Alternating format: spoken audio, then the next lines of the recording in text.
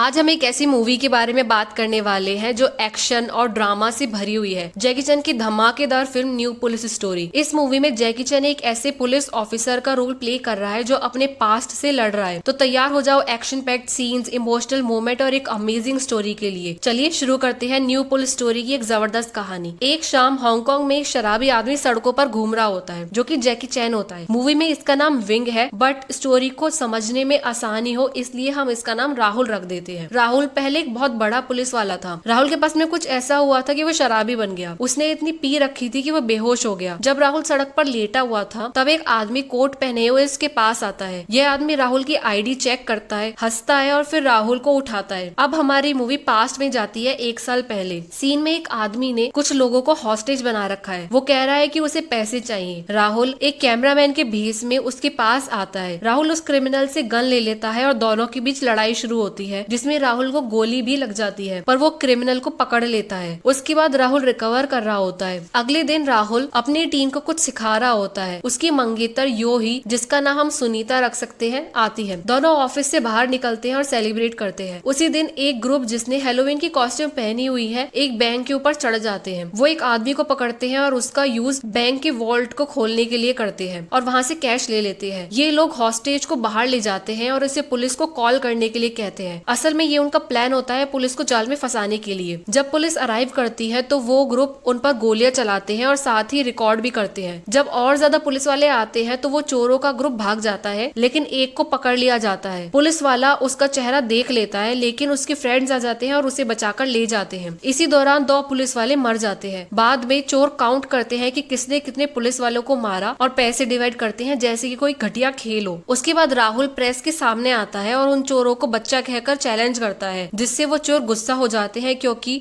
उनकी कभी किसी ने ऐसी इंसल्ट नहीं की। कुछ दिन बाद राहुल को एक लीड मिलती है कि वो चोर एक बिल्डिंग में छुपे हैं। पुलिस वालों की टीम सोचती है कि यह एक मामूली चोर है और ऐसे चोरों को हम पकड़ना जानते हैं, पर उन्हें ये नहीं पता कि उन चोरों की गैंग ने उनके लिए कैसा जाल बिछा रखा है। उस बिल्डिंग में पुलिस वालों की टीम स्प्लिट करती है। उन चोरों की टीम पुलिस वालों के रेडियो जैम कर देती है और एक टीम को गोली मार देती है। दूसरा ग्रुप भी अलग हो जाता है। एक एक करके वो चोरों द्वारा मारे जाते हैं। जब पुलिस वाले कंफ्यूज होते हैं तो चोर उनको और टॉर्चर करते हैं और राहुल को अकेला छोड़ देते हैं। उन्होंने राहुल को टारगेट बनाया क्योंकि उसने ग्रुप को नेशनल टीवी पर चैलेंज किया था। वो राहुल के दिमाग के साथ खेल खेलने के लिए एक गेम की फुटेज चलाते हैं जो उनके जाल को दर्शाता है। राहुल जब बाहर आता है तो देखता है कि उसकी पूरी टीम को जानवर की तरह आसमान में लटकाया हुआ है। चोर लोग फाइनली बाहर आते हैं और कहते हैं कि उन्हें पैसों की परवाह नहीं है, उन्हें बस पुलिस से नफरत है। फिर वो इंस्पेक्टर को ब्लैकमेल करते हैं कि अगर अपनी टीम बचाना चाहते हो तो हमारे साथ एक गेम खेलना होगा। राहुल के पास कोई और ऑप्शन नहीं है तो वो मान जाता है। पहले गेम में एक गन को असेंबल करना है जो चोरों के लीडर और राहुल के बीच होती है। राहुल बहुत प्रेशर में आ जाता है क्योंकि वो अपनी टीम को चीखते हुए सुनता है। इस प्रेशर के चलते उसका ध्यान भटकता है और वो हार जाता है। चोर उसकी टीम के 2 लोगों को मार देते हैं पनिशमेंट के रूप में। उसके बाद एक और चोर आता है और देखता है कि क्या राहुल उसे 20 सेकंड से कम समय में हरा सकता है। प्रेशर की वजह से राहुल अपना फोकस फिर से खो देता है, जिससे वो हार जाता है और उसकी टीम के 2 और लोग मर जाते हैं। राहुल बाकी लोगों की जान बचाने के लिए उन चोरों से बहुत रिक्वेस्ट करता है और वो चोर उसे एक और चांस दे देते हैं। इस बार राहुल बहुत ज्यादा फोकस्ड होता है और वो चोर को हरा भी देता है, लेकिन वो 20 सेकंड की लिमिट पार कर देता है, जिससे उसकी टीम के 3 और लोग मर जाते हैं। ये देखकर राहुल बिल्कुल पागल हो जाता है और चोरों के पीछे भागता है। चोर डिसाइड करते हैं कि अभी और ज्यादा टॉर्चर करना है। फिर वो लास्ट में जो पुलिस ऑफिसर लटका हुआ है उसकी रस्सी में आग लगा देते हैं। ये ऑफिसर राहुल का साला होता है। राहुल उसे बचाने के लिए भागता है, लेकिन वो भी मर जाता है। उन चोरों की टीम एक बॉम्ब को एक्टिवेट करके वहाँ से भाग जाती है। राहुल सोचता है कि वो अपनी टीम की बॉडीज तो कम से कम यहाँ से ले जाए। बाद में उसकी टीम को सलामी दी जाती है, लेकिन राहुल डिप्रेशन में चला जाता है। राहुल ज्यादातर घर पर रहता है और दर्द भूलने के लिए शराबी बन जाता है। वो अपने दोस्तों, फैमिली और मंगेतर से भी मिलना बंद कर देता है क्योंकि वो अपने आप को बाकी लोगों की मौत के लिए जिम्मेदार मानता है। राहुल 1 साल की छुट्टी ले लेता है। अब हम वापस आते हैं प्रेजेंट में, जहाँ राहुल अपने दर्द को भूलने के लिए पीता रहता है। उसका सामना 2 चोरों से होता है जो उसे मारते हैं और उसका वॉलेट चुरा लेते हैं। फिर वो एक गली में बेहोश हो जाता है और उसका वो कोट वाला लड़का फिर से मिलता है जो उसका वॉलेट वापस लाकर देता है और उसे उठाता है। राहुल अपने घर में सोकर उठता है और देखता है कि वो कोट वाला लड़का सफाई कर रहा है। वो लड़का अपना नाम फ्रैंक बताता है। हम इसका नाम रमेश रख सकते हैं। वो एक जूनियर डिटेक्टिव है जो दूसरे डिपार्टमेंट से राहुल की मदद करने के लिए असाइंड हुआ है ताकि वो उन चोरों का केस सॉल्व कर सके। रमेश बताता है कि उसकी 1 साल की छुट्टी कम कर दी गई है और उसे वापस बुलाया है, लेकिन राहुल को इसमें कोई इंटरेस्ट नहीं है। रमेश बताता है कि वो चोर अभी भी खुला घूम रहे हैं और उन्होंने राहुल और उसकी टीम के साथ जो हुआ उसको एक गेम में बदल दिया है। ये सुनकर राहुल गुस्सा हो जाता है और रमेश को बाहर निकाल देता है। बाद में राहुल एक बार में जाता है जहाँ पर उसको रमेश का कॉल आता है कि उसकी मंगेतर खतरे में है और राहुल को जल्दी आना होगा। लेकिन असल में राहुल और उसकी मंगेतर की एनिवर्सरी है और रमेश चाहता है कि दोनों फिर से एक साथ हो जाए। राहुल अपनी मंगेतर के डिपार्टमेंट की तरफ भागता है क्योंकि वो सच में उससे बहुत प्यार करता है। वो ऑकवर्डली एंटर करता है और दोनों थोड़ा रुक जाते हैं क्योंकि काफी टाइम हो गया एक